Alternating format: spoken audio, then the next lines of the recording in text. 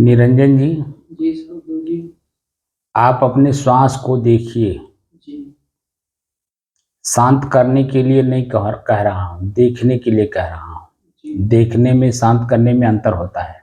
जी एक एक शब्द का कीमत होता है, और शब्द का कीमत जिसको ऊपर चढ़ना होता है जी वही समझता है। जिसको ऊपर नहीं चढ़ना होता है वो तो शब्द के अर्थ का अनर्थ करता है।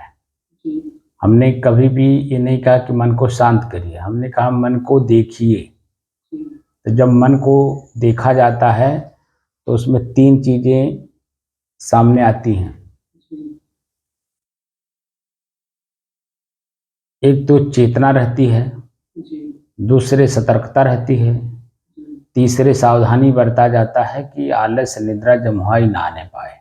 जी क्योंकि जब हम कोई भी लक्ष्य लेकर के चलते हैं, जी जैसे लखनऊ जाना है तो लखनऊ एक शब्द है। तो लखनऊ जाने के लिए हमें सतर्क होकर सावधान होकर के चलना होता है जी और चेतना में रहा जाता है। जी ऐसे ही श्वास हमारा एक लखनऊ जगह है। जी श्वास को देखना है तो सावधानी, सतर्कता और चेतना में रहकर, जी और किसी चीज को समझने के लिए तीन चीजें और लागू होती हैं। काम करते समय देखकर, जानकर और समझ करके किया जाता है। जी देखकर, जानकर और समझ करके जब किया जाता है तो काम वही होता है। जैसे कल मैं आपको समझाया था जी कि तीन औरतें तीन घर की होती हैं। जी उत्तम घर की महिलाएं अपने पति से कहती हैं कि भोजन तैयार है, बस उनके दिमाग में इतना डालती हैं कि भोजन तैयार है। उत्तम शब्द में कहती हैं भोजन तैयार है। जो मध्यम महिला होती है, मध्यम विचार की, जी वो कहती है खाना तैयार है, जी चल करके कर लीजिए।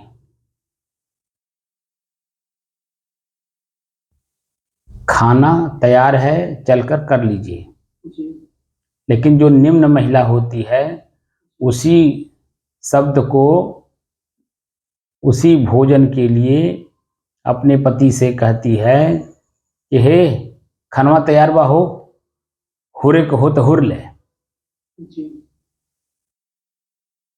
एक ही चीज तीन जगह प्रयोग हो रहा है और तीनों जगह पे तीन तरह के विचार प्रकट हो रहे हैं। जी कोई आदमी उत्तम है तो उसके बोली, भाषा, रहन सहन, खान पान, चिंतन, हर चीज उत्तम होता है। जी मध्यम वर्ग के जो लोग होते हैं वो रजोगुणी होते हैं, उनके अंदर में होश चेत नहीं रहता है। जी लेकिन जो निम्न स्तर का है वो तो बिल्कुल ही न वो सतोगुणी है न वो रजोगुणी है, उसको तमोगुणी कहते हैं। तमोगुणी, तमोगुण में होश में रहता ही नहीं है। किसी भी काम को करेगा लेकिन इतना पहाड़ बना करके करेगा, मालूम होता है कि उस वही सब कुछ कर रहा है और कोई कुछ कर ही नहीं रहा है। इतना पहाड़ बना के करेगा, जी अपने आप को ज्यादा महत्व देगा, और जिसकी वजह से उसका महत्व है उसको एक पैसे का महत्व नहीं देगा। जी उत्तम महिला पति से क्या कहती है? भोजन तैयार है। भोजन तैयार है, भोजन एक शब्द है, जी खाना भी शब्द है। भोजन में उत्तम भाव जगता है, खाना में निम्न भाव जगता है। खाना ही शब्द, खाना भी शब्द है और भोजन भी शब्द है। तो शब्द का प्रयोग करते समय जो संभल करके शब्द का प्रयोग करता है वह चेतना में रहता है, वह सावधानी बरतता है सतर्कता के साथ। क्योंकि जो हम अपने भीतर से या अपने बाहरी किसी अंग से, आंख, नाक, कान, हाथ, पैर, जो प्रयोग करते हैं जिस भाव में, उसी का प्रतिक्रिया, अंग्रेजी में रिप्लाई कहते हैं, उसी की प्रतिक्रिया हम ही को मिलता है, दूसरे को नहीं मिलता है। हम जो प्रयोग करते हैं उसी में हमको मिलता है। जी, इसलिए हमने जो शब्द दिया है, श्वास को देखने के लिए कहा है, न कि शांत करने के लिए। तो अपने श्वास को आप देखिए, आपका कान, आँख, जीभ, मुंह, हाथ, पैर सब उसी में लगना चाहिए, जी, श्वास को देखने में।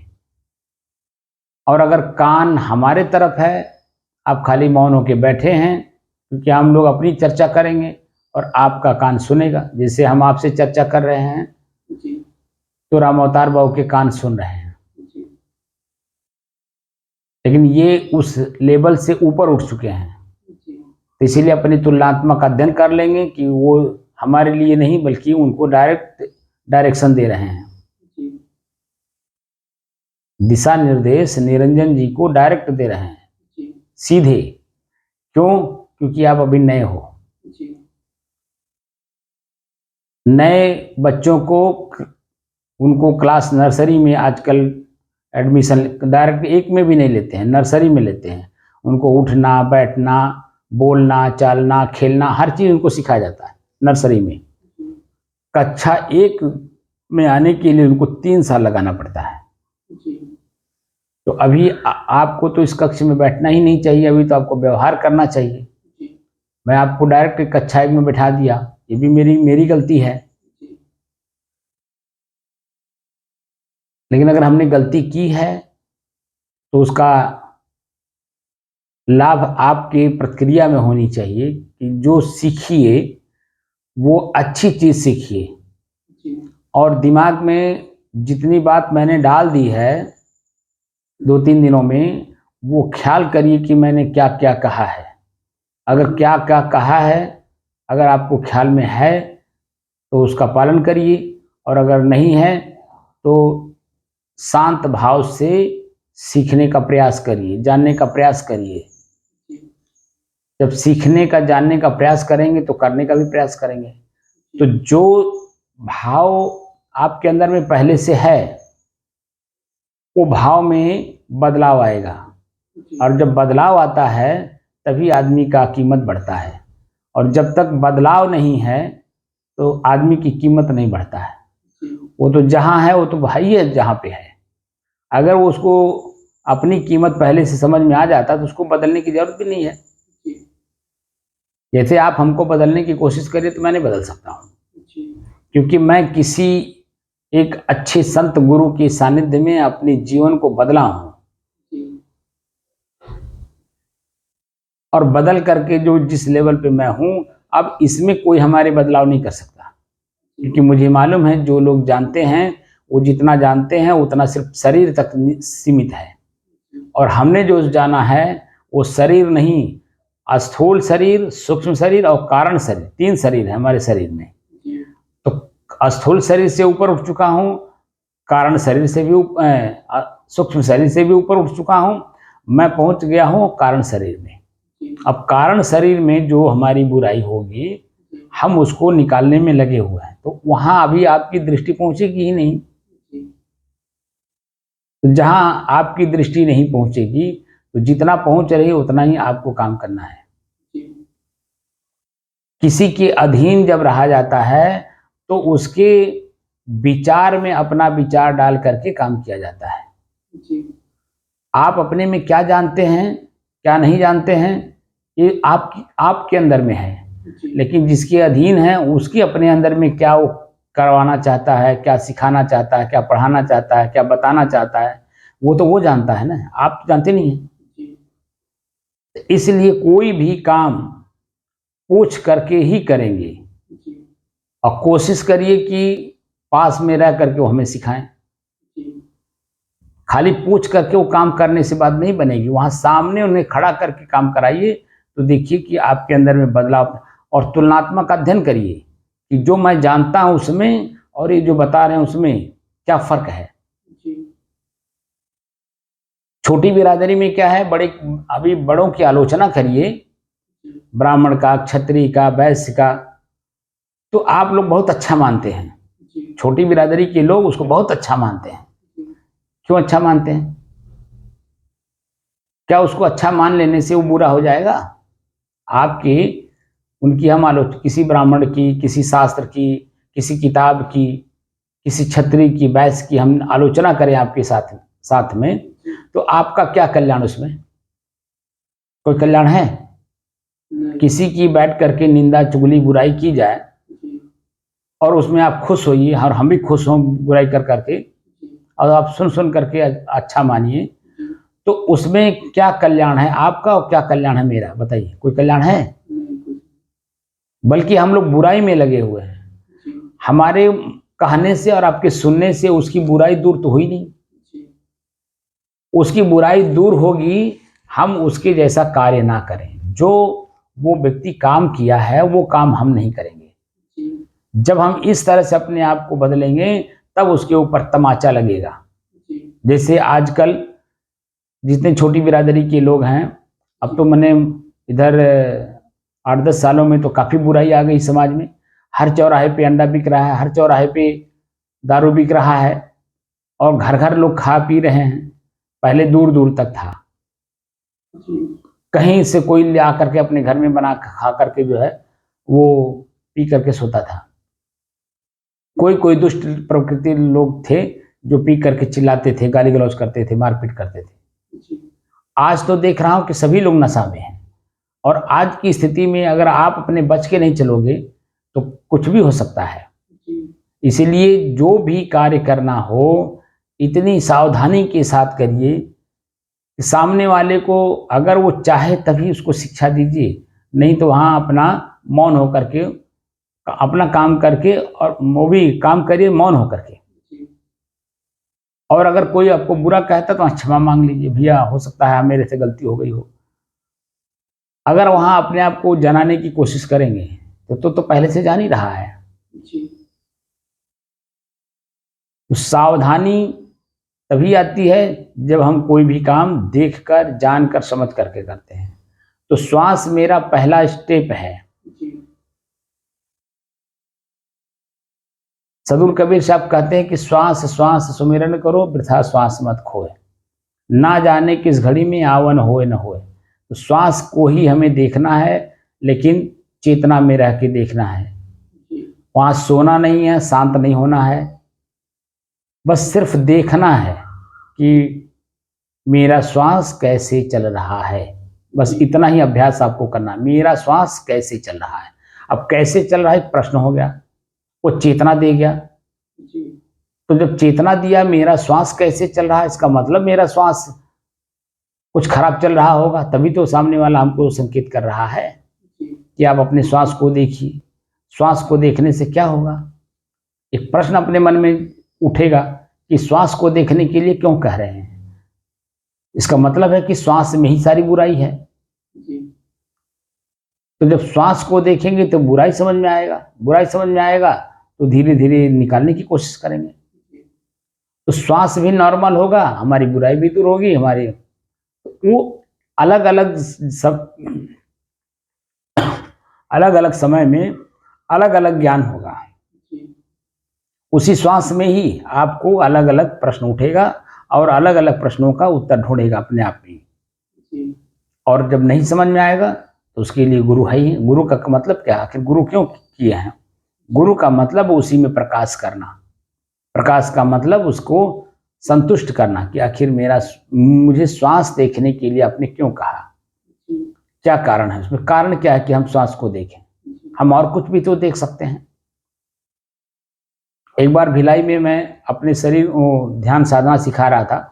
जी, 2-3 दिन बीता वहाँ पर, तो मैंने अपने शरीर को दिखाना शुरू किया। अपने शरीर को देखिए कि मेरा शरीर छूट गया, मैं शरीर से अलग हो गया। मेरे शरीर को छोड़े, मुझे अपने शरीर को छोड़े 1 घंटा बीत गया, 2 घंटा बीत गया, 3 घंटा बीत गया, 4 घंटा बीत गया, 5 घंटा बीत गया, 6 घंटे बीत गए। अब जैसे-जैसे 1-1 घंटे मेरे शरीर को मेरे से अलग हुए हुआ जी, या हो रहा है, वैसे-वैसे मेरे ही शरीर में सड़न, गलन, फूलन, कीड़े पड़ना, दुर्गंध आना शुरू हो गया। जी, और अपने शरीर को देखिए कि मेरा शरीर छूट गया तो मेरे शरीर में कीड़े पड़ गए, लोने पड़ गए, मेरा शरीर फूल रहा है, मेरा सी शरीर दुर्गंध दे रहा है। जी जैसे मैं ये सब चीज़ों को बोला, तैसे वो लोग कह रहे हैं महाराज इसके अलावा और कुछ दिखाते तो बढ़िया था, ये क्यों दिखा रहे हैं। जी वो सब बुद्धिजीवी थे, बुद्धिजीवियों के बीच में मैं ये सब बात बोल रहा था, लेकिन उनको क्या मालूम कि मैं शरीर से अलग करा रहा हूँ। शरीर क्या, शरीर में यही तो सब कुछ है, यही देखिए अपने शरीर में। तो जब अपने शरीर में अपनी बुराई देखेंगे तो शरीर की जो आसक्ति है वो टूटती है, जी और शरीर की आसक्ति जब टूटेगी तब तो अपने अकेलेपन का एहसास होगा। जी क्यों रामतल बाबू? जी सर, बिल्कुल सही। मैं अभी तो ये सब चीज़ें आपको नहीं दिखाया हूँ जी कि दिखा दिया। अभी तो नहीं। अभी तो श्वास में ही जन्म है, आप अभी कमजोर हैं, इसीलिए मैं आपको अभी आगे नहीं ले जा रहा हूँ। बात समझ रहे हैं? जी जी क्योंकि जब आप बैठते हैं तो मन बिल्कुल शांत हो जाता है, और आपने ही बताया था कि मेरा पहले से आदत है, तो उस आदत में सुधार नहीं हुआ, इसीलिए मैं आगे बढ़ा नहीं। कि बैठते हैं, श्वास को देखते हैं, श्वास को देखते देखते मन शांत हो जाता है, सर नीचे झुकने लगता है, चेतना रही नहीं जाती। इसीलिए मैं आगे की अभी कोई प्रक्रिया नहीं बता रहा हूं। जैसे प्रतिदिन दोनों टाइम हम भोजन करते हैं और अपने आप को तृप्त मानते हैं, राम अवतार बाबू आपसे आपके लिए कह रहे हैं। अब आप अपने श्वास को देखिए निरंजन जी, जी हम लोगों की बात बिल्कुल मत सुनिए, कान से सुनिए ही नहीं।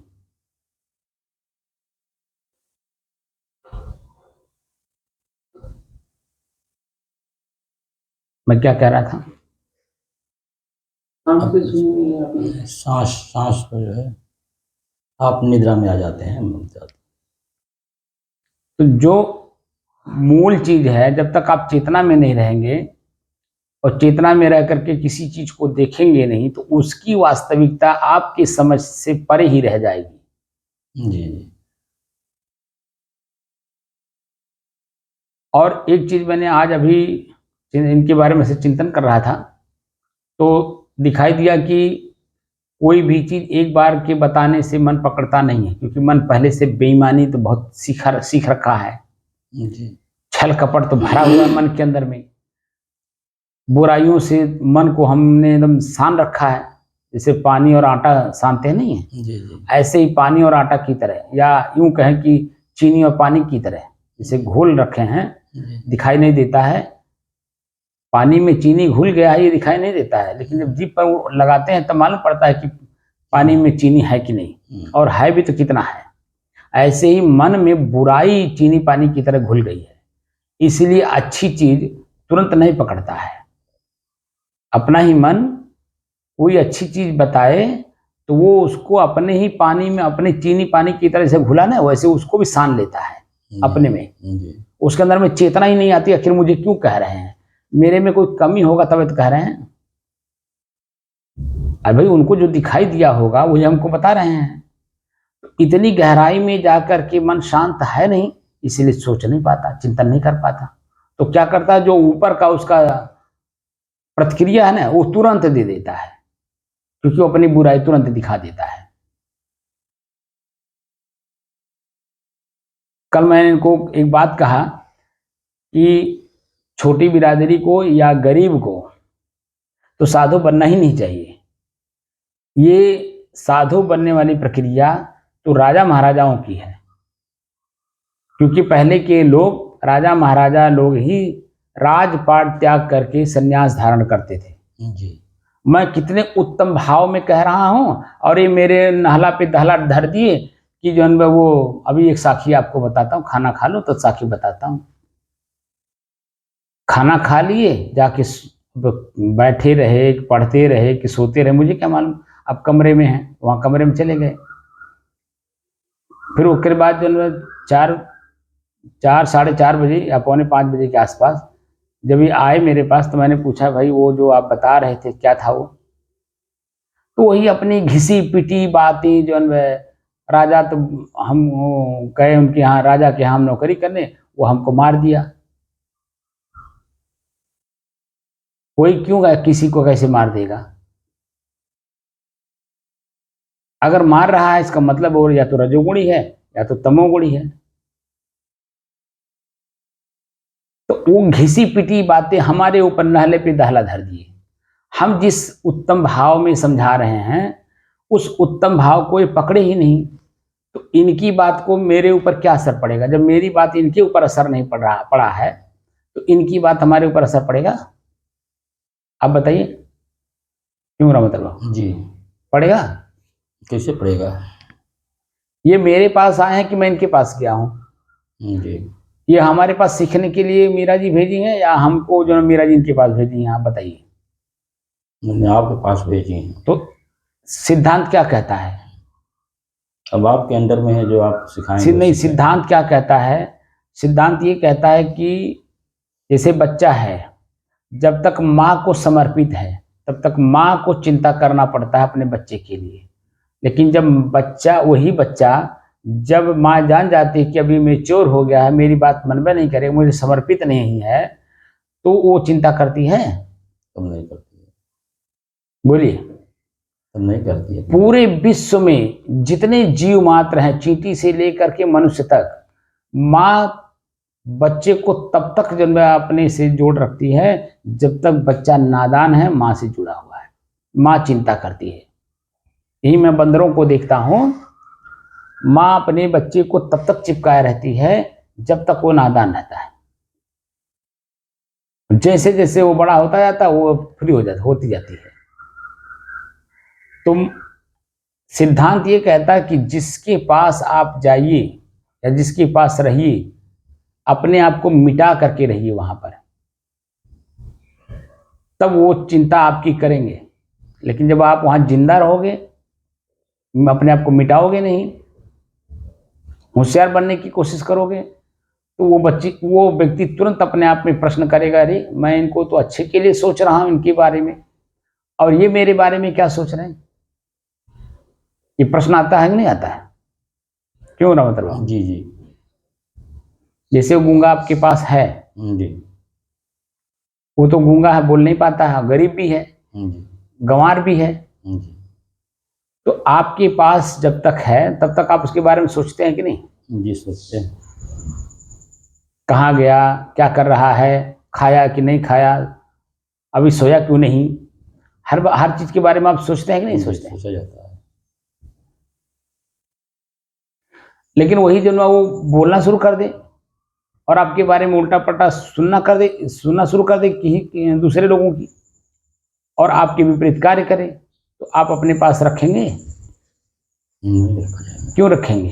क्योंकि आपको जो जब तक समर्पित था तब तक तो आपको चिंता करने की जरूरत पड़ रही थी। अब वो आपको समर्पित ही नहीं है, जी अब उसका मन किसी और के ऊपर समर्पित है। भले शरीर आपके पास है लेकिन मन उसका दूसरे में है। वो जो सिखा रहा है, पढ़ा रहा है, तो उसको जो है वो सुन रहा है, देख रहा है, और आपके साथ आकर के कोई काम नहीं कर रहा है, तो उसको 2 दिन 4 दिन 10 दिन आप रखेंगे और उसके बाद कह देंगे भैया हाथ जोड़ता हूँ, आपको जहाँ प्रिय लगे वहाँ जाइए। क्योंकि जब तक आप समर्पित थे, मेरी बात मानते थे, काम करते थे, तब तक मैं आपके बारे में सोचता था। अब जब आप कुछ करेंगे नहीं, मेरी सुनेंगे नहीं, तो भैया ऐसा है कि मैं आपके बारे में न सोच पाऊंगा न आपसे करवा पाऊंगा। आप कहीं और जाइए जहाँ आपका मन करे, जो कि आप जानते भी हैं कि किसकी बात को सुन रहा है, लेकिन फिर भी आप को संकेत नहीं करेंगे, बस आप कहेंगे कि भैया आप अपना रास्ता देखिए।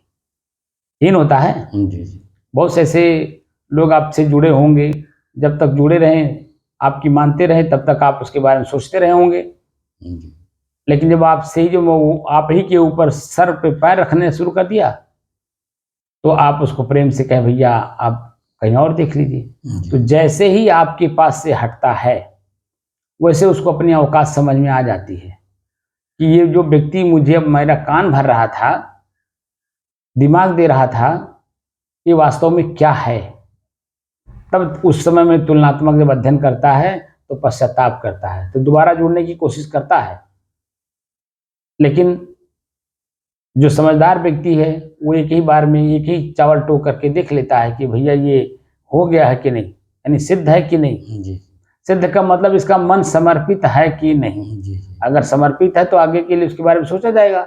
लेकिन जब वो एक बार हट गया पास से, तो उसके बारे में हम लोग फिर सोचेंगे कुछ, नहीं या अपने समर्पण में कभी उसको रखेंगे? नहीं नहीं, तो सतर्कता रखेंगे। कोई जरूर वो रहेगा भी, तो दोबारा आ भी गया तो हम लोग सतर्कता पहले जैसा नहीं भाव रखेंगे। नहीं रखेंगे। इसलिए जितना कहा जाए उतना पूरा समर्पित होकर के सीखने का प्रयास करिए। निरंजन जी, आपके लिए बात हो रहा है। जी गुरुजी। और मैंने 2-3 बात कहा है, एक तो माता पिता का, दूसरे मैंने आपको दीक्षा ब्रह्मचर्य का दीक्षा इसलिए नहीं दिया कि आप लोगों को, मैंने बहुत लोगों को देखा है कि जब तक मेरे पास रहेंगे मेरा सारा सुख सुविधा लेंगे, और लेकिन दिमाग किसी और का लेके चलेंगे। तो जहां भी आपका दिमाग आगे चल करके जाने वाला हो, वो पहले जाकर के टटोल आइए कि कोई आपको ऐसा मिल जाए जो आपके अनुकूल हो, आपके अनुसार काम करता हो, या जो भी आपके मन में हो, क्योंकि मैं आपके अनुकूल नहीं हो सकता हूं। मेरे अनुकूल रहना होगा, जीवन भर ये मान के चलिएगा कि मैं इनके समर्पित हूं, तो मुझे इनके अनुसार रहना है, इनको मुझे अपने अनुसार नहीं बनाना है, और मैं बन भी नहीं पाऊंगा।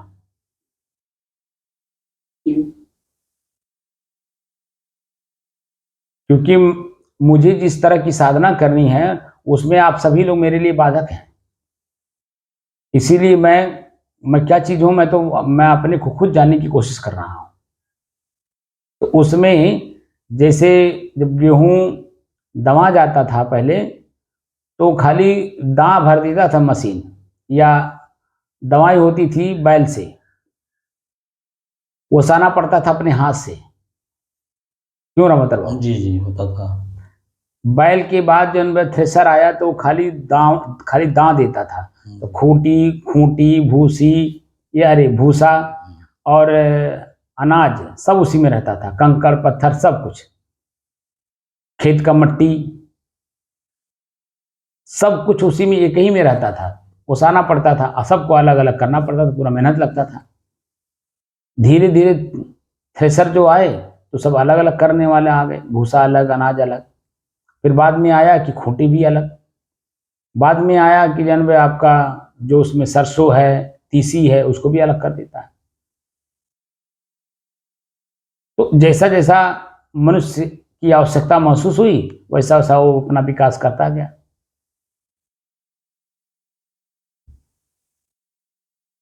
तो मन के अंदर में बहुत सी ऐसी चीजें हैं जो एक ही में मिली हुई हैं, हमको सबको अलग अलग करना है। तो बुद्धि, विवेक, विचार, आचरण, गुरुओं की बताए हुए मार्ग का अनुसरण, और अनुसरण तभी होता है जब हमारी जिज्ञासा होती है। जिज्ञासा तो है मन में कि मोक्ष मिल जाए, लेकिन मोक्ष वाला काम हम कर ही नहीं रहे हैं, तो मोक्ष किसे मिल जाएगा? खाली साधु बन जाने से, लंगोटी ले लेने से, गुरुमंत्र ले लेने से, कंठी पहन लेने से, कपड़ा बदल लेने से क्या हमारा मोक्ष हो जाएगा?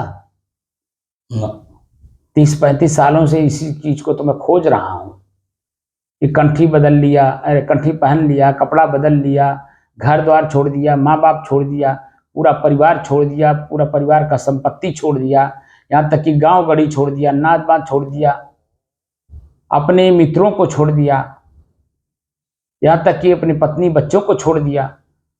तो क्या मेरा मोक्ष हो गया? उसी को तो खोज रहा हूं कि भाई मैं सब कुछ तो त्याग दिया, अब मोक्ष मेरा क्यों नहीं हुआ? चाहना नहीं खत्म हुई।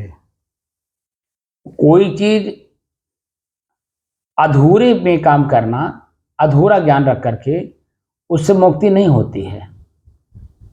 मुक्ति तो उसको कहते हैं, हमारे टेबल पे नॉन रोटी भी नहीं है, या सूखी रोटी भी नहीं है, और हम अपने आप को त्यागी बन रहे हैं, और जैसे खीर पूरी सामने आ रहा तो ठूस के खा ले रहे हैं। ये भी नहीं ज्ञान कर रहे हैं कि ठूस के खा रहे हैं तो ठूस के खाने का मतलब गले तक खा लेना। पेट, जो हमारा पेट है उससे ज़्यादा ओवरडोज जिसको बोलते हैं, खा लेना, स्वादिष्ट लगा खा लिए, इतना भी ज्ञान नहीं है कि ज्यादा खाऊंगा तो उल्टी दस्त हो जाएगा, कलरा का बीमारी पकड़ लेगा। स्वाद मिला, ठूस के खाना शुरू कर दिए, और इतना भूल गए कि मैं बैरागी हूं, मैं संत हूं, मैं साधु हूं। तो कौन सा त्यागी हो भाई? त्यागवान उसको कहते हैं जो अपने खुद की कमाई से अपने टेबल पर 56 प्रकार का भोजन रख करके और खाने बैठे और भीतर से उसको खाने का मन ना करे, तब वो त्यागी।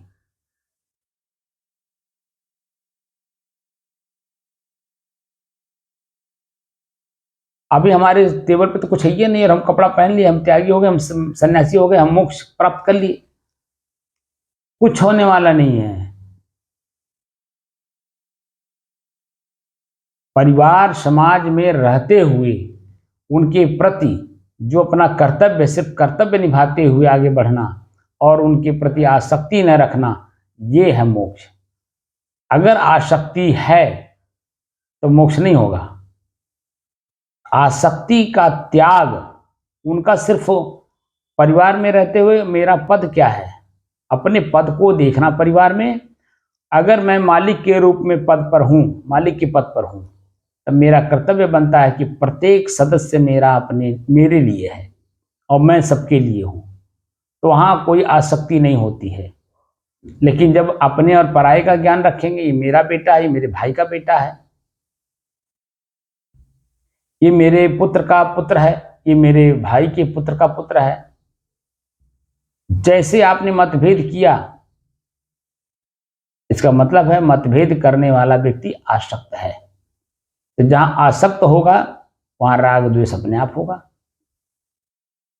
आसक्त उसमें हो रहा है जहां राग है, द्वेष वहां कर रहा है जहां आसक्ति नहीं है। हमको राग और द्वेष दो शब्द है, बड़े छोटे हैं, लेकिन उसको पालन करने में पूरा जीवन बीत जाता है। शब्द दो है, राग और द्वेष। राग और द्वेष से रहित होता है संत। राग क्या है, द्वेष क्या है, जानना तो आसान है, एक दिन में 1 मिनट में आप जान जाएंगे, लेकिन उसको पालन पूरे जीवन करना पड़ता है। और वो अभी चेतना में रहकर सावधानी पूर्वक सतर्कता के साथ, और उस राग और द्वेष को 3 शब्द में और देखना पड़ता है। उसे देखा जाता है, जाना जाता है, समझा जाता है, रखने लायक होता है तो रखा जाता है, नहीं तो उसको पछोड़ दिया जाता है, यानी भूसी की तरह उसे उड़ा दिया जाता है।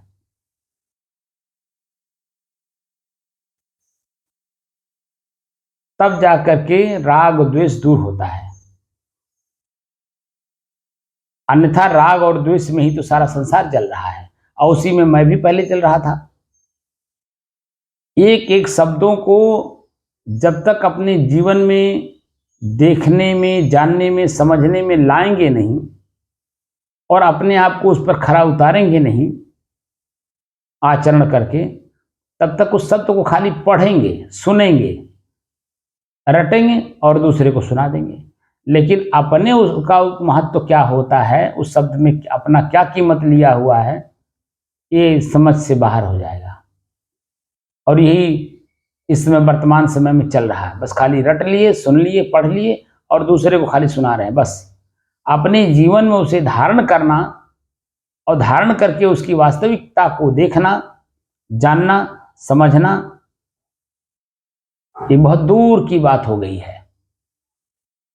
पहले लोग अनपढ़ थे, यानी स्कूल की विद्या नहीं पढ़े थे, अक्षर नहीं गिने थे, तो एक एक शब्द पे अपना पूरा जीवन अमल करते थे और उसी एक शब्द पे उनकी कीमत बढ़ती थी। पूरा समाज उसी एक शब्द पर उनके जीवन को, उनके जीवन के आधार बना देती थी। फलाने व्यक्ति ऐसा हैं, एक पहचान वही उनका बन जाता था।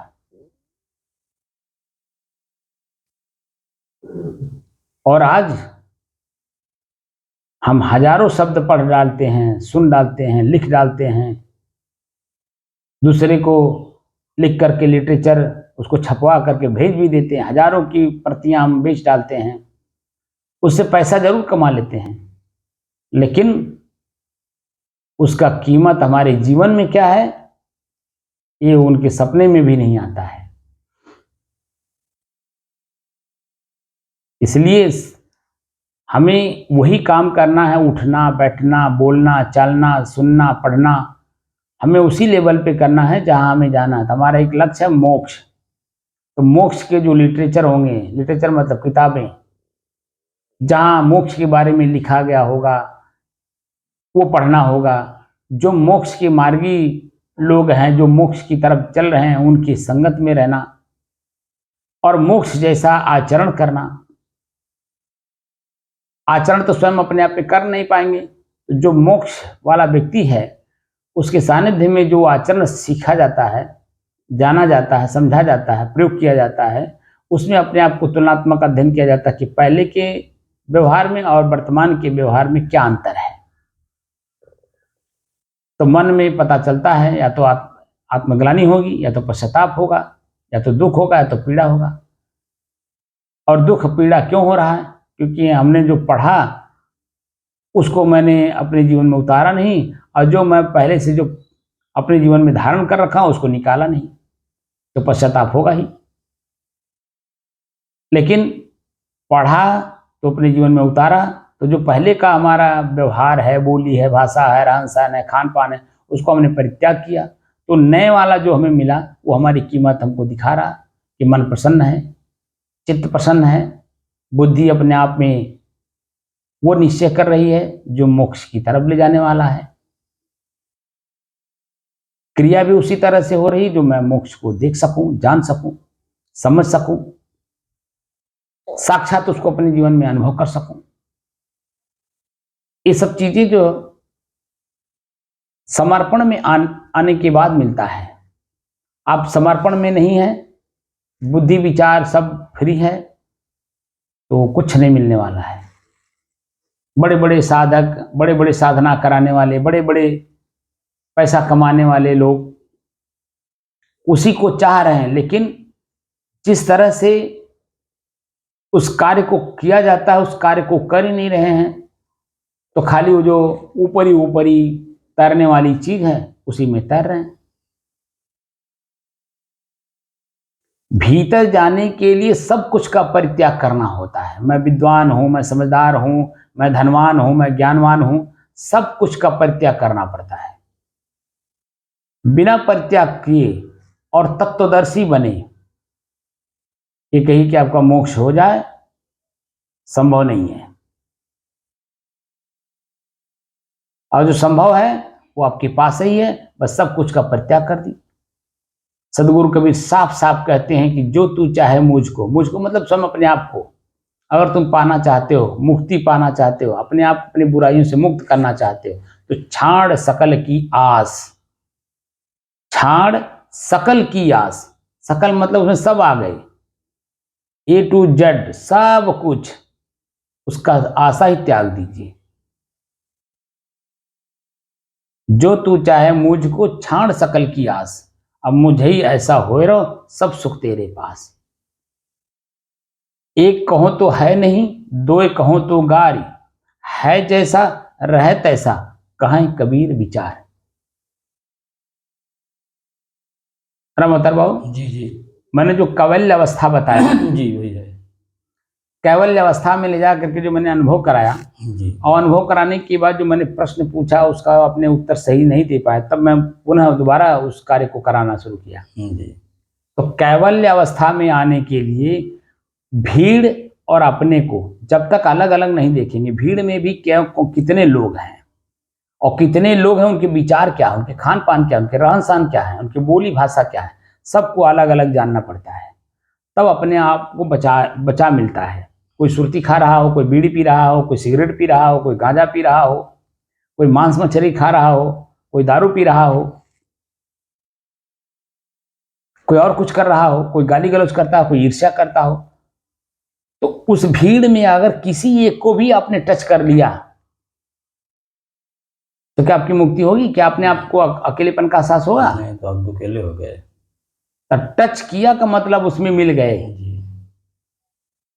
टच मतलब स्पर्श, स्पर्श मतलब उनकी किसी की भी मानंदी आपने मान ली, बीड़ी पीना शुरू कर दी मान लिया आपने, सिगरेट पिया मान लिया आपने, मीट मांस मछली बना बड़ा स्वादिष्ट बना है अगर कह करके आपको खिला दिया, इसका मतलब उसकी बात मान ली।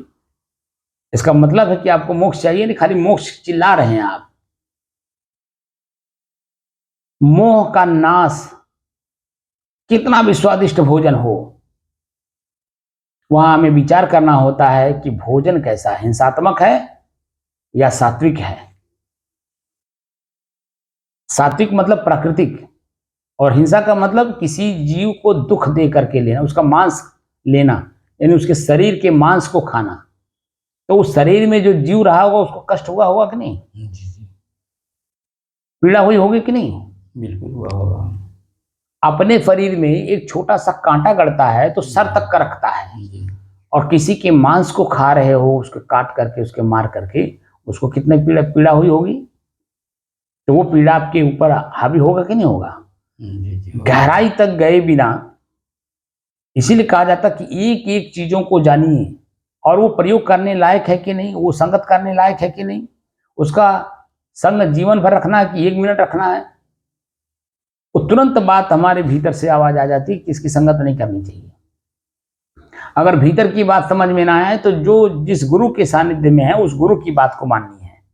तो धीरे धीरे एक एक करके जब आप परित्याग करते जाएंगे और तुलनात्मक अध्ययन करते जाएंगे तो तुरंत बात समझ में आती जाएगी, और वह भीतर से एकदम आजीवन के लिए खत्म हो जाता है। मुझे जब समझ में बात आई ना, जब मैं साधु बन रहा था तो ये बात मैं पहले समझ लिया था। 2 साल पहले से ही मैं गुरु के सानिध्य में रहा, उनकी एक एक बातों को मैंने प्रयोग करना शुरू कर दिया था, और उसी में मैंने देखा कि एक एक व्यक्ति ऐसे हैं जिनकी बात मान करके मुझे अपना कल्याण करना होगा,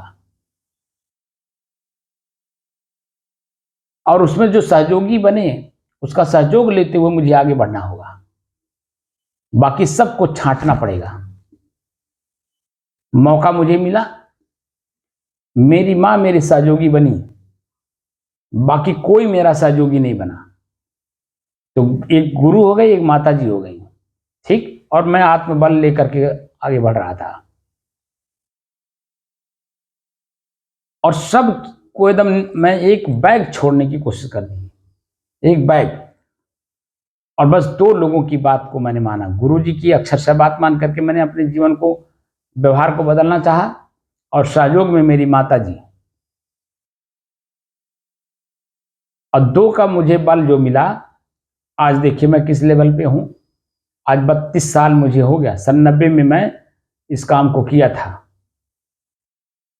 और आत्मबल के साथ अपनी जगह पर उनकी बातों पर मैं स्थिर रहा, किसके? अपने गुरु के। माता तो फिर भी माता है, उसके अंदर में कभी कभी बदलाव आ जाता था,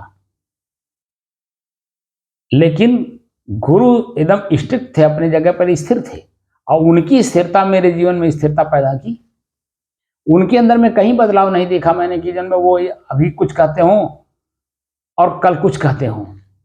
उन्होंने कहा बेटा तुम, मेरा काम है शिक्षा देना, यानी सिर्फ जानकारी देना, उस जानकारी का प्रयोग करना तुम्हारा काम है। प्रयोग करोगे, उसका परिणाम देखोगे, तो तुम अपने आप में खुद उसकी वास्तविकता को देखोगे।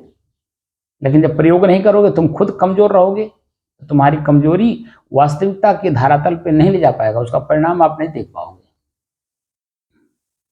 तो अपने आप में ठोस होना वो भी जरूरी है कि जिस काम को मैं करने जा रहा हूं उस काम में मैं स्वयं कितना मजबूत हूं, क्योंकि झोंके बहुत आएंगे। झोंके का मतलब क्या है? आपको अनेक प्रकार के लोग जो आपसे जुड़े हुए हैं ना, वो अनेक प्रकार के विचार के लोग हैं, वो विचार अपना देना शुरू कर देंगे।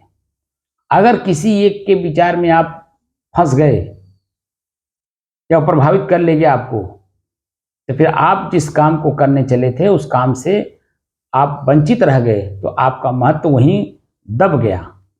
लेकिन वो जब काम आप कर ले जाते हो तो आपका महत्व वही लोग देते हैं, वही लोग आपकी कीमत बढ़ाते हैं जो पहले आपको अपना विचार दे करके बदलने की कोशिश करते हैं।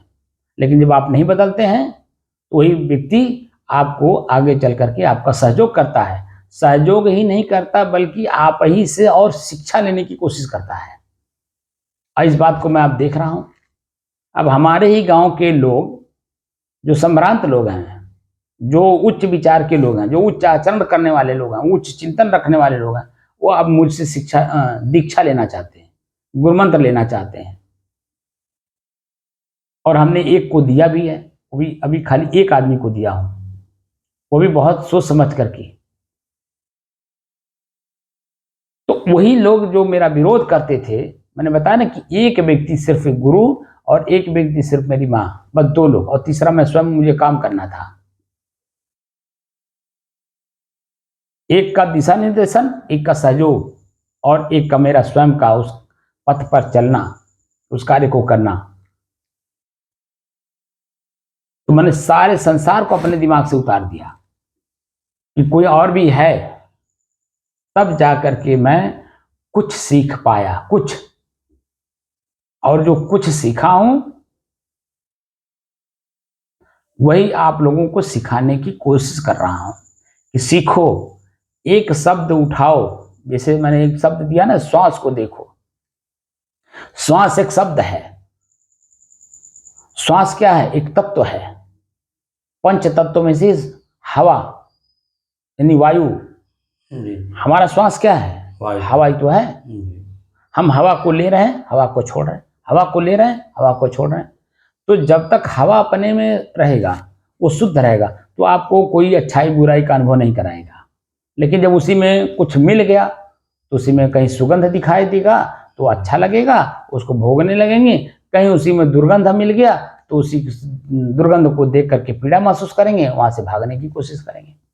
लेकिन जब श्वास शुद्ध अपने आप में, हवा अपने आप में शुद्ध है, उसमें कुछ मिला नहीं है, तब क्या है?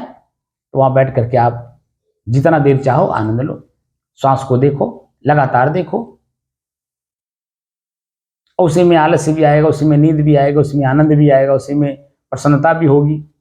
लेकिन जैसे ही उसमें कुछ मिला, गर्मी, जैसे हम लोग अभी 4 महीने से गर्मी देख रहे थे, दुर्गंध नहीं आया, सुगंध भी नहीं आया, लेकिन गर्मी थी कि नहीं? हवा में गर्मी थी कि नहीं? हवा में गर्मी प्रवेश करने के कारण दम घुट रहा था कि नहीं? श्वास लेने में दिक्कत हो रहा था कि नहीं? अपने शरीर के ऊपर पसीना, ताप, आंच, गर्मी सब कुछ लग रहा था कि नहीं? लेकिन हम लोग डट करके सिर्फ श्वास को देखते रहे। श्वास में जो कमियां आती गई उसको हम लोग देखते गए स्थिर होकर के। अब वो अपने आप में बदलता गया, बदलता गया, बदलता गया। और आज देखिए, आज 19 तारीख है जी। इसी 19 दिन में ही जो है कितने प्रकार का फिर बदल रहा है। बारिश भी हो रही है, धूप भी हो रहा है, बारिश भी हो रही है, धूप भी हो रहा है, तो उमस भी हो रही है। क्योंकि नीचे जमीन जो गर्म हो गई है तो उसमें से भाप निकल रहा है, और भाप निकल रहा है गर्मी का, गर्म लेकर के, तो दम घुटने जैसा, पसीना, सब कुछ दिखाई दे रहा है, दे रहा जी जी। तो श्वास को जब हम देखते हैं लगातार, तो उसमें क्या क्या समय से मिलता जुलता है वो हमें दिखाई देता है, और उसी को हम बदलते रहते हैं। क्योंकि हमें शुद्धता का पता है कि शुद्ध हवा में कुछ नहीं है, लेकिन जब अन्य तत्व उसमें मिलने लगते हैं तो वही दिखाई देने लगते हैं। जो शुद्धता है वो दिखाई नहीं देता है, लेकिन जब मिलता है तब दिखाई देने लगता है। जैसे अभी देखिए, वर्तमान समय में जो हवा हम लोग श्वास के माध्यम से ले रहे हैं उसमें गर्मी नहीं है, क्या है? सामान्य है। सामान्य है कि नहीं? तो श्वास लेने में, बातचीत करने में अच्छा लग रहा कि नहीं? जी।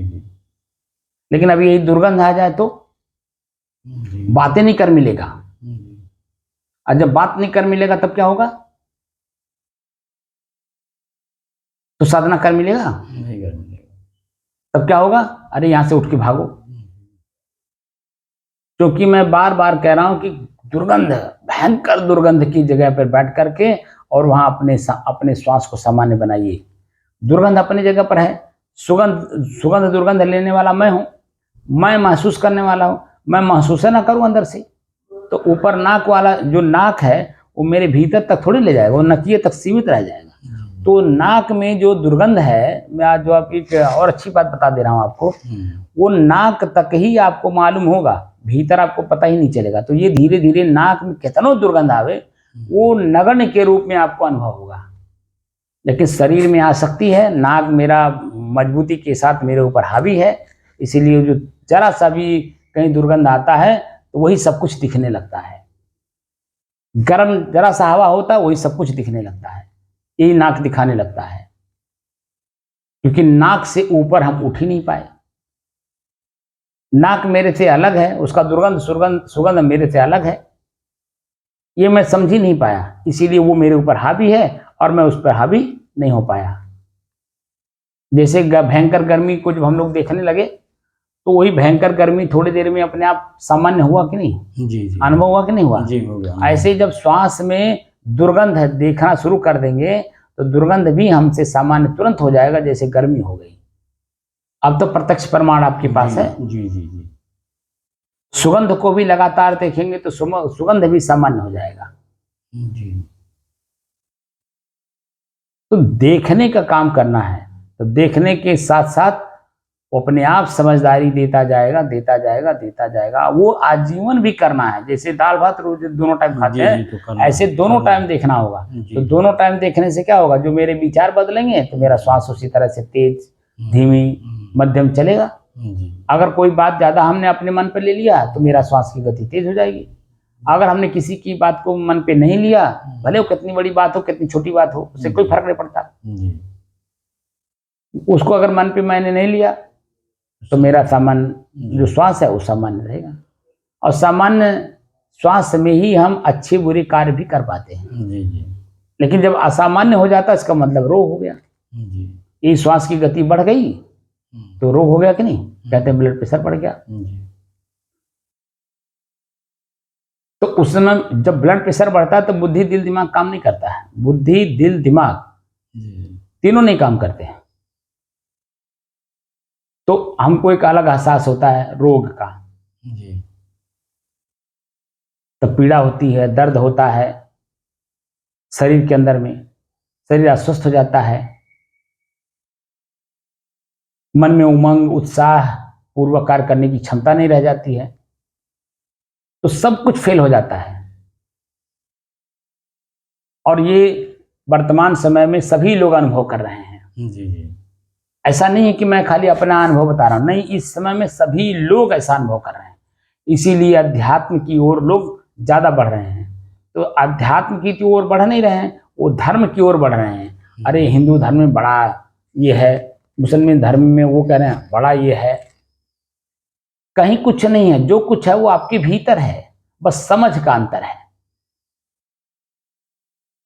समझ में भी समझ बढ़ाते जाइए, देखिए कहीं कुछ नहीं है, बस सिर्फ आप हैं और कोई नहीं है।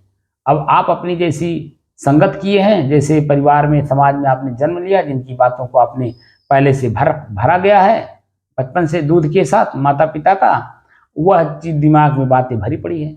उसको निकाले बिना नया चीज आप धारण नहीं करेंगे, और नया चीज धारण कर किए बिना उसकी वास्तविकता की गहराई में आप जा नहीं पाएंगे। क्योंकि दोनों में तुलनात्मक अध्ययन होता है। जब एक निकलता है दूसरा आता है, और उसको प्रयोग करके जब देखा जाता है तो पहले वाले में और वर्तमान वाले में तुलनात्मक, हमारे जो मन है ना, वृत्तियां, वो तुलनात्मक अध्ययन करती हैं। तब अध्ययन करके बताती हैं यार वही अच्छा था पहले वाला ही, कि हम नए जगह गलत जगह आ गए।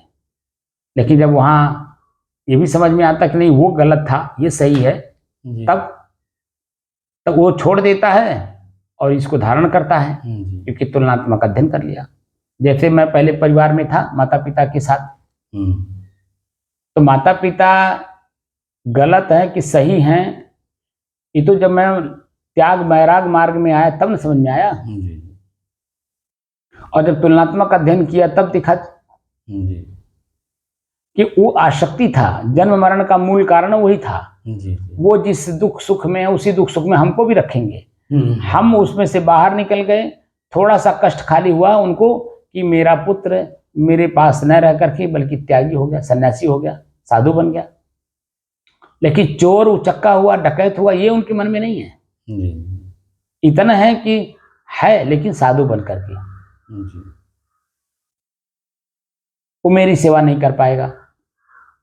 लेकिन अगर साधु सचमुच साधु है तो माता पिता के इर्द गिर्द ही रहेगा, उनकी सेवा करके ही अपने आप को मुक्त कर पाएगा, क्योंकि वो लेन देन उनको मालूम है कि कर्म संस्कार मजबूती के साथ बैठा हुआ, तो उनकी सेवा किए बिना आप उनके ऋणों से उत्तीर्ण नहीं हो पाएंगे। इसलिए इर्द गिर्द ही रहते हैं अच्छे संत। या और अगर परिवार में कोई नहीं है तो माता पिता को अपने पास बुला लेते हैं, या कोई है भी और उनकी सेवा नहीं कर रहा है तो भी वो अपने पास बुला लेते हैं। सिर्फ माता पिता को बुलाता है और किसी को नहीं।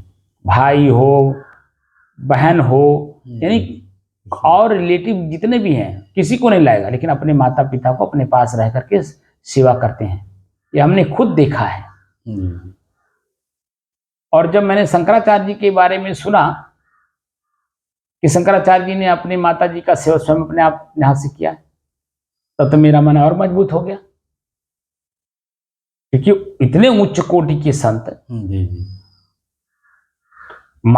माता का सेवा करने का मतलब है कि उच्च कोटि का काम करना।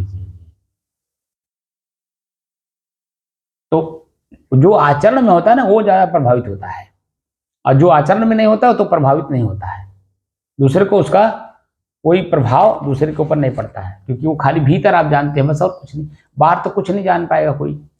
लेकिन जब आप कार्य करते हैं तो वो कार्य आपका झलकता है, वो दिखाई देता है, दूसरे के ऊपर अच्छा भी और बुरा दोनों तरह का असर डालता है। आप चोरी करेंगे तो समाज पर बुरा असर पड़ता है, लेकिन आप किसी का सामान गिर गया, आपको मिला, वहाँ कोई नहीं है, लेकिन फिर भी आपने उसको खर्च नहीं किया है और इंतजार कर रहे हैं कि भाई जिस किसी का भी बैग खोया हो, कैसे भी मुझे जानकारी हो कि फला का है, उसको अगर मिल जाएगा तो वो बेचारा अपने आप में खुश हो जाएगा होगा। अगर उसको आपने एक दिन में नहीं, 10 दिन में, 15 दिन में, महीनों दिन के बाद अगर आप लौटाते हैं तो देखिए आपका मन और उसका मन एक बराबर हो जाएगा, दोनों खुश होंगे और उसकी खुशी पूरा समाज लेगा और उसका पेपर में निकलेगा, जनता में जाएगा कि आज भी ऐसे लोग हैं। लेकिन अगर आपने लेकर के रख लिया, वो तो आपका मन कह रहा है ना कि अरे हम तो गिरा पाए हैं। मन अपना बेईमानी कैसे करता है आप देखिए, अरे हम तो गिरा पाए, हम कोई चोरी थोड़ी किए हैं, तो गिरा पाए हैं। अब किसी का हो हमें क्या फर्क पड़ता है, तो हमारा काम हो गया। तो ये हमारी बेईमानी, हमारे मन की बेईमानी है। अरे किसी का भी हो, गिरा है तो क्या हुआ, हमारा भी गिर सकता है। हाँ, अपने पैसा गिर करके देखिए, जब अपना पैसा गिरता है तो कितना कष्ट होता है, और दूसरे किसी का गिरा होगा तो उसको कष्ट नहीं हो रहा होगा? नहीं होगा। दूसरे किसी का पैसा जो आप पाए हैं तो उसको कष्ट नहीं हो रहा होगा? तो खोजेगा जितना खोज पाएगा। अगर आपको जानकारी, बहुत लोगों को मैंने देखा है, खुद देखा है मैंने कि साक्षात वो आदमी वही खोज रहा, वही वो पाया है, लेकिन देते नहीं है। ऐसा आपने देखा होगा? हाँ, बहुत होता है, बहुत होता है ना जी। तो वही वो बेचारा खोज रहा, वही पाने वाला वही है और देख रहा कि वो परेशान है, लेकिन ये नहीं कहता है कि भैया हम पाए हैं आप ले लीजिए, आपका है। हम परुआ पाया है, वो अपने मन का बड़ा राजा है ना। मन कह रहा है तो मैं पाया हूँ, इनका क्या है, मैं कोई चोरी तो किया नहीं हूँ। ये मन की बेईमानी बता रहा हूँ, ये मन की बेईमानी करता है। और वही बेईमानी आगे चल करके वो पैसा तो रुकता नहीं है, लेकिन आपके मन पे छाप छोड़ गया कि नहीं छोड़ गया। वो आंख से देखा हुआ है, कान से सुना हुआ है, याद हमेशा आएगा। वो बार बार स्मृति में, ख्याल में आएगा, वो आपको बार बार पंच करेगा, बार बार दुख देगा। और उसी, क्योंकि हम लोग आगे के बारे में तो कुछ जानते नहीं भीतर का, इसीलिए जो वर्तमान में मन करता है हम वही करते जाते हैं। इसलिए देखने का काम करना है, और दिखाई देते समय हम जब देख करके काम करते हैं तो उसमें सावधानी अपने आप आती है, हमें लाना नहीं पड़ता है। चेतना स्वयं रहती है, जागृति स्वयं रहती है, वो मुझे अलग से ला करके करना नहीं पड़ता, बस खाली देख करके काम करने की कोशिश करिए। तो श्वास को अपने से अलग हो करके, देख करके, जान करके, समझ करके, और 3 साधनों का प्रयोग करना है: सतर्कता, सावधानी और चेतना। ठीक है ना जी। इन्हीं साधनों का प्रयोग करते हुए आगे बढ़ना है। हमारे भीतर ही अच्छाई और बुराई दोनों भरे पड़े हैं। अच्छाई अगर है तो समाज में हमारा ख्याति बढ़ेगा, लोग हमसे अच्छा सीखने की कोशिश करेंगे। अगर बुराई है तो लोग हमसे दूर होंगे, हम समाज में बैठ ही नहीं पाएंगे, क्योंकि मैं बुरा हूँ ये मुझे भी मालूम है और समाज को तो मैंने पता चलता जाता है हमारे कर्म से, तो हमसे दूरी बनाते हैं लोग। लेकिन सामाजिक जो नीति नियम बना है, उस नीति नियम के तहत मुझे समाज के लोग पनिशमेंट भी करते हैं, दुख भी देते हैं, पीड़ा भी देते हैं। तो हमारा जैसा कर्म, अगर हमने अपने कर्म को ही सुधार दिया, अच्छा काम करना शुरू कर दिया, वही समाज के लोग आपको पीड़ा नहीं देते हैं, बल्कि आपके साथ संबंध बना करके अच्छा समझ करके कार्य करते भी हैं, करवाते भी हैं, और आपके साथ मिल बांट करके चलते भी हैं साथ साथ। बात समझ में आया? तो भीतर का और बाहर का दोनों का, यानी स्थूल शरीर के कर्म और सूक्ष्म शरीर के कर्म, ये इतना अध्ययन करते हुए आगे बढ़ना है। और कारण शरीर तो बाद में लास्ट में समझ में आएगा कि कारण क्या है, किसके कारण से सब कुछ हो रहा है। जिसकी उपस्थिति होगी वही तो कारण होगा। जिसकी उपस्थिति नहीं है वो कारण नहीं बनेगा। तो कारण बाद में समझ में आएगा, पहले तो स्थूल और सूक्ष्म इन दोनों को हम देख लें, जान लें, समझ लें, प्रयोग कर लें। रखने लायक हो तो रखें, रखने लायक ना हो तो तुरंत परित्याग कर दें। और इस काम को जब मजबूती के साथ कर ले जाएंगे, उसमें परिपक्व हो जाएंगे, तो कारण तुरंत समझ में आ जाएगा कि ये किसके कारण से हो रहा था तो किसके कारण से, तुरंत कारण पता चल जाएगा। तो कारण स्वयं मैं ही हूं, ये बात अंत में पता चल जाएगा। लेकिन मैं ही हूं ये तब तक समझ में नहीं आएगा जब तक स्थूल और सूक्ष्म अलग अलग समझ में नहीं आएंगे। ठीक है ना साहिब?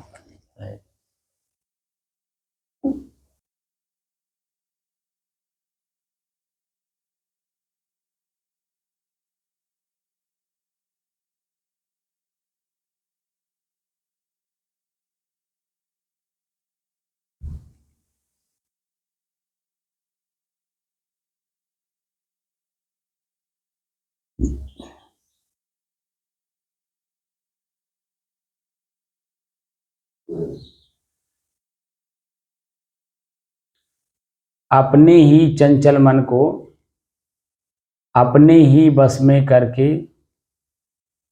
एकाग्रता, स्थिरता एवं स्वयं अपने आप में शांति का अनुभव करने की दृष्टि से साधना करते करते आज 985 दिन हो गए। तारीख 19 जुलाई सन 2024, दिन शुक्रवार, प्रातः काल का समय।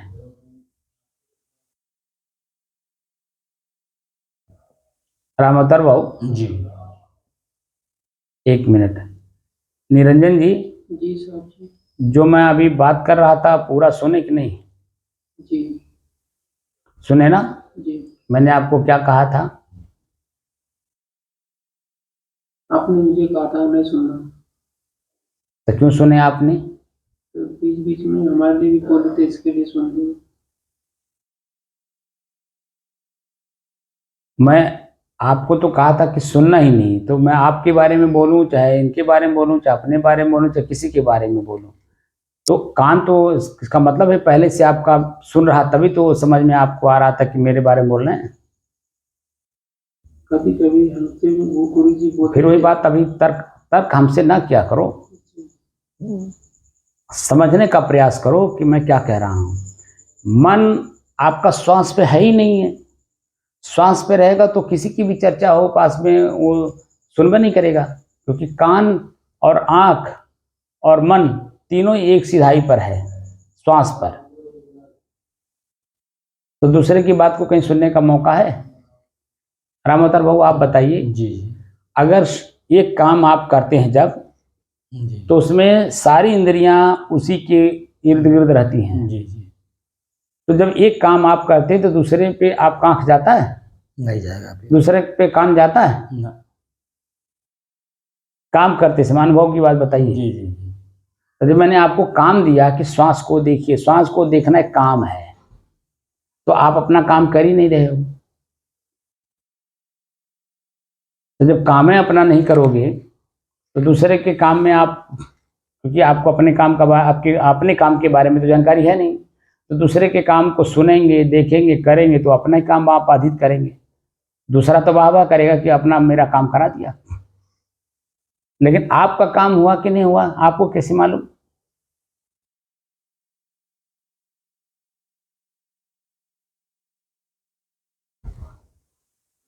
राम अतर भाऊ जी। मन कितने प्रकार से चंचल होता है? बहुत प्रकार चंचल होता है, हर प्रकार चंचल होता है। खाली 3 प्रकार से, बहुत प्रकार से नहीं होता है, 3 प्रकार से होता है। रजोगुण स्वभाव में, सतोगुण स्वभाव में और तमोगुण स्वभाव में। तो जो हम चर्चा कर रहे हैं इसमें भी तो मन चंचल हो रहा है, क्योंकि अलग अलग शब्द बोल रहे हैं, अलग अलग शब्द को कान सुन रहा है, तो मन चंचल है। मन स्थिर कहाँ है कहीं? मैं बोल रहा हूं तो मैं बोलते समय चंचल हूं, यानी मेरा मन चंचल है, और आप सुन रहे हैं तो सुनने में आपका मन चंचल है। स्थिर तो तब होगा जब मैं बोलना बंद करूंगा, आप सुनना कम बंद करेंगे, तभी तो जी चंचलता खत्म होगी। जी, एकांत होगा। लेकिन ये जो हम बोल रहे हैं ये किस में आता है? तमोगुण में, सतोगुण में या रजोगुण में? अब अच्छी बात बोल रहे हैं तो कहावत है सतोगुण में आएगा। अच्छी बात तो 2 तरह से चलती है, एक व्यवहारिक एक आध्यात्मिक। जी, आध्यात्मिक बात है, मतलब रजोगुण सतोगुण में आएगा ना। सतोगुण में आएगा। और जब व्यवहारिक अच्छा बात करेंगे तो रजोगुण में आएगा। जी जी। अब व्यवहारिक बात या आध्यात्मिक बात हो, जहां पर हिंसात्मक बात आती हो, तमोगुण में आ जाएगा। तमोगुण में आ जाएगा। जी बात समझ में आया? जी जी तो जो हम लोग चर्चा कर रहे हैं इसमें भी मन चंचल है, जी। लेकिन ये सतोगुण है, और सतोगुण में रह करके हम कार्य भी कर रहे हैं, इसलिए हम स्थिर भी हैं, शांत भी हैं और एकाग्र भी हैं। क्योंकि हम अब पहले के सारे व्यवहार को धीरे धीरे देख रहे हैं, जान रहे हैं, समझ रहे हैं, रखने लायक है तो रख रहे हैं, नहीं तो उनका परित्याग कर रहे हैं। कर रहे हैं कि नहीं कर रहे हैं? जी जी, किया जा रहा है। और वही हमें उसी अच्छे कार्य को बार बार अभ्यास करने से, जैसे पहले वही हमको बुरा मांस खाने वाला बार बार खाता तो उसको अच्छा मानता है, जी क्योंकि मन उसी में रम गया है, जीव को स्वाद मिल रहा है, उसको पीड़ा कहाँ? जीव को पीड़ा नहीं समझ में आता, पीड़ा तो मन को समझ में आता है। जीव को पीड़ा तो तब समझ में आता है जब यही दांत उसको कचरता है। कचरना समझते हैं ना? काटते हैं। काटना अलग बात है, कचरना, काटना और कचरना में अंतर होता है। कचरना पैर से लतियाया जाता है, उसको बोलते हैं। वैसे ही दांत अपने पैर से जीभ को लतेड़ता है। देखिए नीचे भी दांत है, ऊपर भी दांत है ना? तो वो ऊपर वाला कचरता है जीभ को, तब इसको अपना दर्द समझ में आता है, और वो दर्द क्षणिक होता है। उस दर्द से दूसरे का पीड़ा, दूसरे का दर्द नहीं समझ में आता है। लेकिन जब पैर में कांटा गड़ता है तो अपना पीड़ा तो मालूम होता ही होता है, लेकिन जब दूसरे को कांटा गड़ता है तो तुरंत समझ में आ जाता है कि यार अपना पूरा शरीर सिहरन आ जाती है। जैसे पीड़ा मुझे हुआ था, ऐसी पीड़ा मुझे हुआ था, कांटा गड़ा था, मुझे पीड़ा हुई थी और इसको भी पीड़ा हो रहा होगा, तो तुरंत उसको पकड़ा जाता है, पकड़ करके बैठाया जाता है। क्योंकि वो जो अपना दर्द कभी कांटा गड़ा था वो महसूस होता है, तुरंत महसूस हुआ। लेकिन जीव कटता है, सबका कटता है, हमारा भी कटता है, आपका भी कटता है, उनका, लेकिन दूसरे का भी जीव कटता है, दर्द देता है, कहाँ समझ में आता है? आता है? नहीं आता। तब क्योंकि वो भीतर वो दिखाई नहीं देता है, लेकिन कांटा बाहर है तो दिखाई देता है, तो महसूस भी होता है। और यही जीव मेरे भीतर ही है और मैं ही प्रयोग कर रहा हूँ, लेकिन मुझे एहसास नहीं होता, इसलिए दूसरे का भी जीव एहसास नहीं होता है।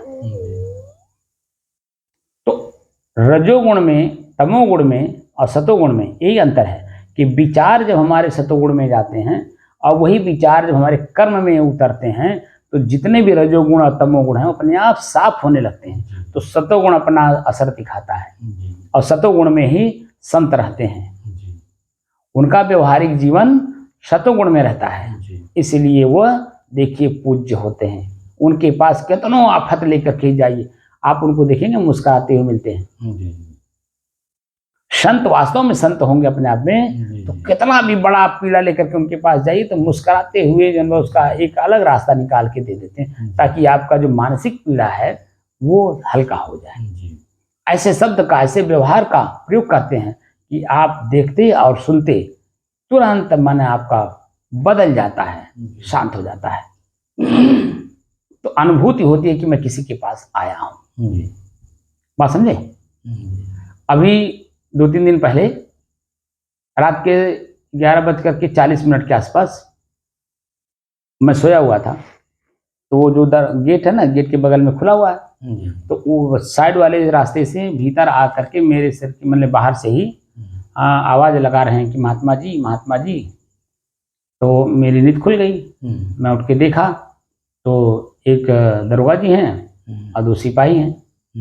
तो कह रहे हैं कि थोड़ा सा वो एक्सीडेंट हो गया है और गाड़ी अंदर खड़ा करवाना था, अगर आपकी कृपा हो जाए तो खड़ी हो जाए। मैंने कहा अच्छी बात है, कृपा तो हो, संत कब कृपा नहीं करते हैं। आप भी सेवक है समाज के, हम भी सेवक समाज के हैं, तो समाज का सेवा करने के लिए तो अच्छा अवसर मिला है, तो लाके खड़ा कर दीजिए। मैंने गेट खोला और जब वो गाड़ी अंदर कर ली तो दरोगा जी कह रहे हैं कि महाराज जी बड़ी शांति लग रही है। अपने आप उनको अनुभव हुआ कि इस परिसर में शांति है। तो जब मैंने उनके आभास को अनुभव करते हुए देखा तो मैंने बल्कि अपने इस ध्यान कक्ष तक ले आया, बारी बाहर दिखाया भी। मैं कहा यहाँ ध्यान सिखाता हूँ और जब भी आपके पास कभी समय मिले तो आप भी आ करके थोड़ा सीख लिया करिए, ताकि आपको काम आएगा। तो कहे महाराज जी मैं मगहर में चौकी पर इंचार्ज रहा हूँ, मैं जब भी मन परेशान होता था परिसर में आके बैठ जाता था, शांत से एकदम मेरा मन शांत हो जाता था। तो मैंने कहा कि वहाँ तो मतलब कबीर साहब के समय से बना हुआ चीज़ है, वो आज आप एहसास किए। यहाँ तो कभी था ही नहीं, लेकिन यहाँ मैं हूँ जब तक, तब तक एहसास आपको होगा। कभी भी आइए, यहाँ कहीं बैठ जाइए, मन को शांति मिलेगा। तो कहे गुरुजी मैं इस परिसर में घुसा हूँ तभी मेरा मन शांत हो गया है और ये मुझे एहसास हुआ है, और मैं जरूर कोशिश करूंगा कि जब भी समय मिलेगा आके बैठूंगा। तो भीतर से वो अपने चंचलता को देखे है ना, भीतर से, तो तमोगुण और रजोगुण दोनों शांत हुआ तब न सतोगुण में आए, और सतोगुण में आए तो शांति का अनुभव किए। तो बुरा से बुरा व्यक्ति भी जब भीतर से रहता है ना, तो उसको भी एहसास होता है कि मैं किसका संगत कर रहा हूँ। बिल्कुल मालूम होता है, बुरे को भी मालूम होता है, मालूम होता है ना। तो वो जो विचार हमारे बदलते हैं, विचार के साथ हमारे कर्म बदलते हैं, तो अपने आप हम सतोगुण में आ जाते हैं। हमको लाना नहीं पड़ता है, बस खाली विचार को समझना होता है, देखना होता है, जानना होता है, और देख जान समझ करके अपने आचरण में उसे उतारना होता है। पहले का जो हमारा व्यवहार है उसमें बदलाव लाना होता है। तो जैसे ही व्यवहार में बदलाव लाए, सतोगुण अपने आप आ गया। बात समझ गए ना। तो हमारा जो मन चंचल था, अभी भी चंचल है, क्योंकि हम बोल रहे हैं, आप सुन रहे हैं, लेकिन ये सतोगुण में है, क्योंकि हम लोग ध्यान साधना कर रहे हैं और ध्यान साधना के बारे में ही हम चर्चा कर रहे हैं। ना हम व्यवहारिक कर रहे हैं, ना पारिवारिक कर रहे हैं, ना सामाजिक कर रहे हैं, ना राजनीतिक चर्चा कर रहे हैं। शुद्ध हम लोग योग पर चर्चा कर रहे हैं। योग का मतलब क्या बताया मैंने? जोड़ना, अपने आप से जुड़ना। तो अपने आप से कैसे जुड़ा जाए उसी के बारे में चर्चा हो रहा है, और उसी के बारे में व्यवहार यानी कर्म हो रहा है ना। तो ये सतोगुण में आता है। तो सतोगुण की चंचलता वो शांति में कन्वर्ट होती है। रजोगुण और तमोगुण जो है वो शांति में कन्वर्ट नहीं होता है, यानी बदलता नहीं है। वो अपनी क्रिया में रहता है, वो अपनी क्रिया में आपको दुख सुख का अनुभव करा देगा, प्रसन्नता का, दुख का, पीड़ा का, आनंद का, सुख का अनुभव करा देगा, लेकिन शांति का अनुभव नहीं कराएगा। लेकिन जब सतोगुण में आते हैं तो शांति रहेगा एकदम। बात समझ में आ गई? जी।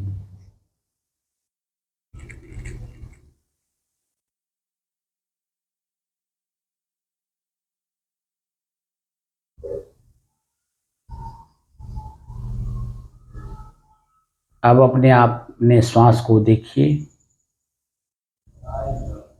श्वास को देखने का काम करिए। श्वास को देखने के काम के साथ साथ मन की चंचलता स्थिरता में बदलेगी। वही स्थिरता हमें स्वयं शांति का अनुभव कराएगा। उसी शांति का अनुभव करते हुए एकदम शांत हो जाना है।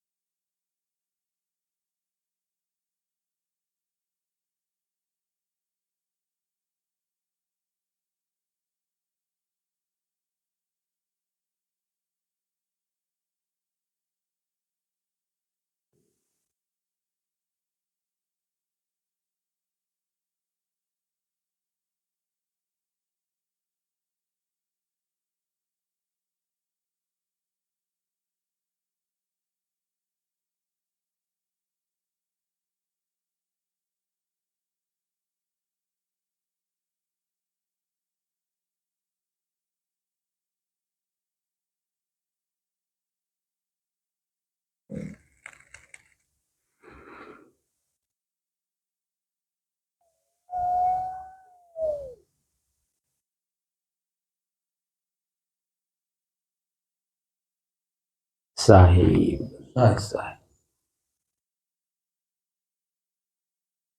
साहिब बंद कर दीजिए।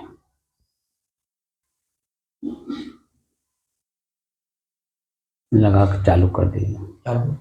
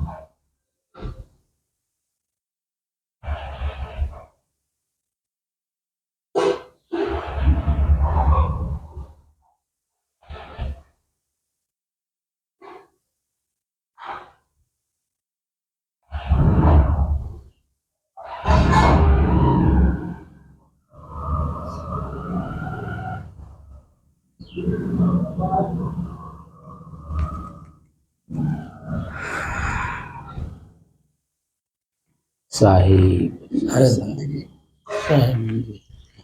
पीछे 10 मिनट पहले ही मैं घड़ी देखा नहीं, इसलिए 10 मिनट पहले हो गया। साहिब बंद कर। तो मन की चंचलता कितने प्रकार की है रमाता है, समझ में बात आई? हाँ बात है, तीन प्रकार की है, जो गुण सत्वगुण तमोगुण। तीनों गुण में आज किस में थे आप? शांत होने के बाद जब मैं बोर्ड से बंद किया हूँ जी, उस समय में आप किस में थे? सत्वगुण में थे। कैसे अनुभव हुआ कि मैं सतोगुण में हूँ? मतलब मैं शांति में हूँ, शांति में कर सकता हूँ। मन में कोई विचार नहीं, ऐसे कुछ- आए कुछ कि जो नहीं, मन को पीड़ा दे रहे हो? कुछ नहीं, कुछ नहीं, मन में कोई ऐसी बात आई कि जो दुख दे रहा हो, कुछ नहीं, कुछ नहीं। पश्चाताप हो रहा हो, ना, या कोई ऐसा व्यवहारिक बात याद आ गया हो कि नहीं, जो कुछ- काम बाधित हो रहा है लेकिन चुपचाप बैठा हूँ? नहीं नहीं, कोई बात नहीं। जैसे विश्लेषण करके जब आप जानेंगे तो जी, अपने जगह पे स्थिर रहेंगे, जी जी, और जब विश्लेषण करके नहीं जानेंगे तो फिर वो कोई मान लीजिए अगर कुछ कह दे तो मन क्योंकि उसको सुनता है तो सुन। साहब मैं एक बात जानना चाहता हूँ बताइए। कि जैसे सांस लेने के बारे में बताते हैं, तो सांस लेना और छोड़ना दोनों है। तो देखना में ही तो आ गया ना, श्वास ले रहे हैं ये भी देखने में आ रहा है, अच्छा, छोड़ना तक? और छोड़ते समय भी तो दिखाई देगा। तो वही मतलब लेने से छोड़ने तक पूरा देखने में आएगा। हाँ, तब तो समझ में बात आएगा कि हमारा श्वास जो हम जब ले रहे हैं, अभी मैं और गहराई में कहाँ ले गया आपको जी, कि जब श्वास ले रहे हैं तो अंदर से गिनती गिनिए कि कितने गिनती तक हम श्वास ले रहे हैं। और छोड़िए तो कितने गिनती तक अपने आप लग रहा है कि हम इतने गिनती तक श्वास जा रहा नीचे, जी वो सब तो मैंने आपको दिखाया नहीं। जी। इसीलिए वो एक सब बार बताए थे सर आप, एक बार बताए थे ना जी शुरू में 32 बार में छोड़ना है और 8 बार में रोकना है और बार में 16 बार में लेना है, 8 बार रोकना है, 32 बार में छोड़ना है। धीरे धीरे बताए थे ना। जी तो वही जब गिनती समझ में आ जाएगी तो उसी गिनती के तहत उस गिनती को भी जब आप पार कर जाएंगे, माने अभ्यास हो जाएगा जब, तो पार हो जाएगा। एक बार तो सुन लिया आपने, लेकिन बार बार अभ्यास नहीं किए होंगे, तो उस गिनती में ही हमारे श्वास में कितनी गिनती तक मेरा हवा सुगंधदार है, दूर दुर्गंधदार है या सामान्य है, उसी गिनती में भी समझ में आना चाहिए था कि कितनी बार हम श्वास गिनती में ले रहे हैं और कितनी देर तक ठहर रहे हैं और कितनी देर के बाद कितनी देर तक हम उसको छोड़ रहे हैं। तो उतने में ही मुझे समझ में आना चाहिए गिनती, वो गिनती अपने आप में टुकड़े टुकड़े में बंध जाएगी। बात समझे जी। वो उसी में मालूम होगा कितनी देर कितने गिनती तक मेरा श्वास सामान्य है, यानी हवा नहीं, हवा में दुर्गंध नहीं है, सुगंध नहीं है। तो जो सुगंध नहीं होगा तो रजोगुणी स्वभाव नहीं होगा, दुर्गंध नहीं होगा तो तमोगुणी स्वभाव नहीं होगा। लेकिन जब सामान्य होगा तो अपने आप सतोगुणी में रहेंगे। सामान्य अवस्था का मतलब मन में ना प्रसन्नता है ना दुख है, तो वो कौन सी है? वो अवस्था मेरी अपनी है, तो वही सतोगुण है। सत्य को धारण करने की क्षमता उसी में होती है। और क्योंकि मध्य की जो स्थिति समझ में आती है ना, वही तो समाधि है। समाधि को कैसे समझेंगे? समाधि शब्द को समझने के लिए सम धन आदि में कह दिया, मोटे मोटे में सम माने बराबर, आदि माने सुख और दुख, बीज की मध्य की जो दूरी है वही समाधि है। लेकिन वो मध्य की स्थिति और कैसे गहराई में जा करके उसको हम बना सकें, तो एक एक शब्द पे जब हम विश्लेषण करके, देखकर, जानकर, समझकर, चेतना में रहकर, सावधानी बरतकर, सतर्कता में आकर के जब कार्य करते हैं, तो हर पॉइंट पे महीनों दिन लग जाता है। एक एक शब्द को समझने के लिए महीनों दिन लग जाते हैं, क्योंकि तत्काल में बौद्धिक स्तर पे तो हम समझ लेते हैं, सुन करके, जान करके, देख करके समझ लेते हैं, लेकिन वो स्थिर नहीं हो पाता, क्योंकि हम उसको बार बार अभ्यास नहीं करते। बार बार के अभ्यास से उसमें स्थिरता आती है। जैसे मैंने साइकिल की बात किया था, साइकिल जब पहली बार हम देखे होंगे तो कई प्रश्न उठे होंगे, कैसे चलता है आदमी, कैसे इस पर बैठता है, दुइये इसका पैर है वो भी सीधे है, वो कैसे इसको रोकता होगा, कैसे चढ़ता होगा, तरह तरह का प्रश्न। लेकिन जब वही आप उसको छूना शुरू कर दिए, लेकर के चलना शुरू कर दीजिए, और फिर उसके ऊपर उसको चलाने का अभ्यास करिए, तो धीरे धीरे अभ्यास करते करते करते करते अब कहीं कोई प्रश्न रहता है मन में? साइकिल उठाए लेके चल दिए, कोई प्रश्न नहीं रहता है, क्योंकि बार बार के करने से अभ्यस्त हो गया और बस खाली उठा के लेके जाना रहता है। बात समझे? तो प्रथम बार जब हम कोई चीज देखते हैं तो उसमें कई प्रश्न उठते हैं, अच्छे के रूप में, बुरे के रूप में।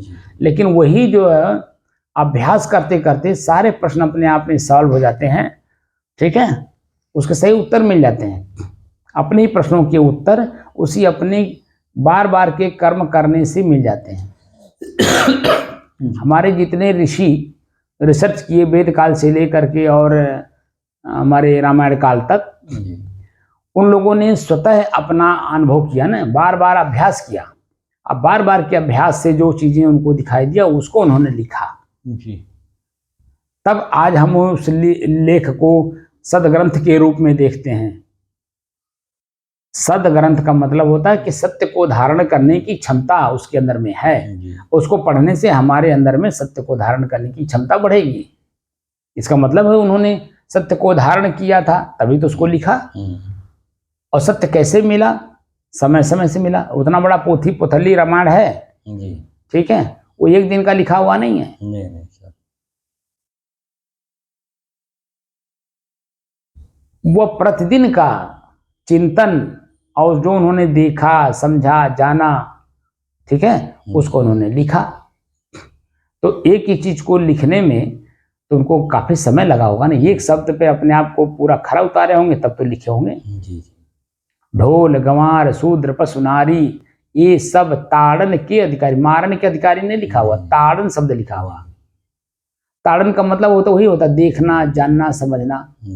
जैसे पहली बार आप ढोल बजाइए तो पहली बार ढोल बजाएंगे तो आपको मजाक लगेगा, अरे यार क्या है, हम बजा लेंगे, क्योंकि दूसरा आदमी बजा रहा है तो अपने को लगता है इसको बजाने नहीं आता मैं बजा लूंगा। लेकिन जब अपने हाथ में ढोल आता तब न समझ में आता था कैसे बजता है, तब उसको कीमत समझता है कि दूसरे उस्ताद की कीमत क्या होती है। यानी जो सिखाता है उसको उस्ताद बोलते हैं, उसकी कीमत क्या होती है। क्योंकि हम अपने ऐसे खाली बजाते हैं, लेकिन जो उस्ताद सिखाता है, डांटता है, बोलता है, कराता है, तो उंगली को चलाना सिखाता है, हाथ को चलाना नहीं सिखाता है, उंगली चलाना सिखाता है। तो उंगली 5 हैं, 5 उंगलियां उस ढोल पर रहती हैं, तो कैसे दोनों हाथ एक साथ चलने हैं, तो कौन सा हाथ ज़्यादा चलना है, कौन सा हाथ कम चलना है, कौन सी उंगली ज़्यादा चलनी है, कौन सी उंगली कम चलनी है, वो कला सिखाता है। ताड़न का मतलब कला होता है, कला सीखना होता है, यानी देखना, जानना, समझना। आप इधर दक्षिण साइड में जाइए, अपने इलाहाबाद साइड में, तो वो कहते हैं अरे जरा ताड़ लेना भाई, जरा खेत में जाना ताड़ लेना।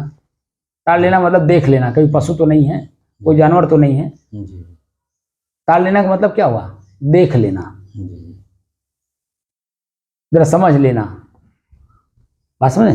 ताड़ना का यहाँ ताड़ना मैंने कष्ट देना समझते हैं नहीं, यही तो बात है ना, ये कई शब्द के कई अर्थ होते हैं, तो जो जिस अर्थ में समझा वही चीज को लेके तो दौड़ेगा ना। कहने वाले के भाव में जब आप जाएंगे तो वो उत्तम भाव में लिखा है, निम्न भाव में लिखा ही नहीं है। अवधि भाषा में लिखा है, तो वो अपने वो रहने वाले तो इधर के थे ना, वादा जिले के थे, मतलब वो बनारस और इलाहाबाद के बीच के रहने वाले थे वो। तो वहां पे उन्होंने जो वहां की भाषा, उनकी अपनी कल्चर जो थी, उसी भाषा, जैसे हम लोग जिस कल्चर में है, का हो कहाँ गई लाला, का हो कुछ खैला कि नहीं, ऐली गैली खैली का भाषा हम लोग बोलते हैं। तो यहाँ की भाषा वहां वाले क्या जानेंगे। कुल्ला हम लोग किसको समझते हैं, आप बताइए। कुल्ला एक शब्द है, कुल्ला किसको समझते हैं, मुंह में पानी डाल करके और हाथ से रगड़ करके मुंह से बाहर निकाल देना, उसको कुल्ला समझते हैं। लेकिन आप यहीं जौनपुर में जाइए तो कुल्ला माने टट्टी होता है। तो दोनों में फर्क है कि नहीं। तो शब्द वही है, कुल्ला करने जाना है, फिर कहते हैं लोग कुल्ला करने जाना। जौनपुर वाले, हमें पहली बार जब सुने कि बच्चे को कुल्ला करा लाइए, तो कुल्ला करा लिए तो हम ही समझते थे मुंह में पानी डालिए और कुल्ला करिए। तो वो लोग हंसने लगे, बच्चे को मैंने कुल्ला करा लाइए, तो टट्टी नहीं कहे तो टट्टी कहते तो समझ में बात आती। अब वो कहे कुल्ला करा ली, तो मैंने उसको बैठा दिया और मुंह में पानी डाल रहा हूँ। तो वो लोग, उनके माता पिता बच्चे के हंस रहे। तब उन्होंने कहा कुल्ला का मतलब टट्टी होता है, आप गलत समझ रहे हो। तब मुझे समझ में आया कि भाषा आप बोली, मतलब वही मैं कह रहा हूँ। तो शब्द का अंतर, शब्द उत्तम भाव में भी चलता है, मध्यम भाव में भी चलता है और निम्न भाव में भी चलता है। तो हम जिस लेवल के होते हैं उसी लेवल को तो समझते हैं। बोलिए। तो हमारी अपनी कमी दूर करना होता है। हर आपकी बात को हम सुनेंगे तो अपनी कमी दूर करेंगे, आप हमारी बात को सुनेंगे तो अपनी कमी दूर करेंगे, तभी तो दोनों में एक रूपता आएगी। तभी तो कबीर साहब कहते हैं कि अपनी कहे मेरी सुने, सुनी मिलिए क्या हुए। अपनी कहे मेरी सुने, इसका मतलब है कि जब आप कहिए तो मैं शांत रहूं, पूरी बात सुन लो, और आप शांत रहिए मैं बोलूं, तो दोनों समझ लेंगे ना बात को। अब बात को समझ लेंगे तो दोनों में दूरी रह जाएगी, कहीं कोई मतभेद रह जाएगा, क्योंकि दोनों के मत एक हो गए। मत माने बुद्धि, दोनों की बुद्धि एक हो गई। तो वहां पे कहीं कोई मतभेद होगा नहीं, तो कोई द्वेष भाव आएगा नहीं, तो समाज बटेगा नहीं।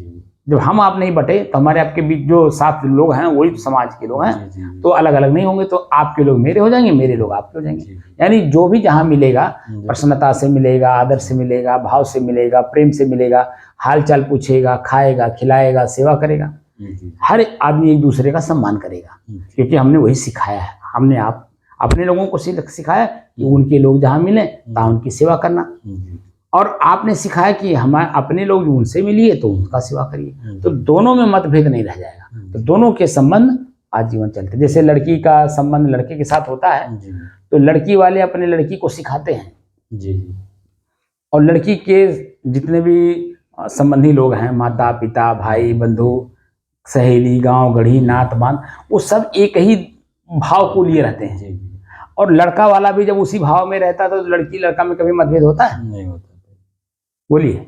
नहीं होता, तो कहीं दोनों परिवार में कोई बिखराव होती है? नहीं होता। आजीवन चलते हैं, क्योंकि दोनों एक दूसरे का सम्मान कर रहे हैं। जो जहाँ मिलता है वहीं उसका सम्मान करता है, बड़े भाव से मिलते हैं, बड़े प्रेम से मिलते हैं, जी जी एक दूसरे के दुख सुख में शामिल होते हैं, जी तो वो आजीवन चलता है, कोई मतभेद नहीं होता। जी। तो सीख और सिखाना दोनों बात होती है। पहले सीखिए, फिर उसके बाद अपने ही लोगों को सिखाइए। तो जो अनभिज्ञ लोग हैं माता पिता से सीखें, और वही जब अपनी मेच्योरिटी में आए तो अपने बच्चों को सिखाएं। समाज ऐसे ही अनवरत चलती रहती है। तो जो जिस भाव में रहता है उत्तम भाव में उत्तम भाव सिखाएगा, मध्यम भाव वाला मध्यम भाव सिखाएगा, और निम्न वाला निम्न भाव को सिखाएगा। यही होता है।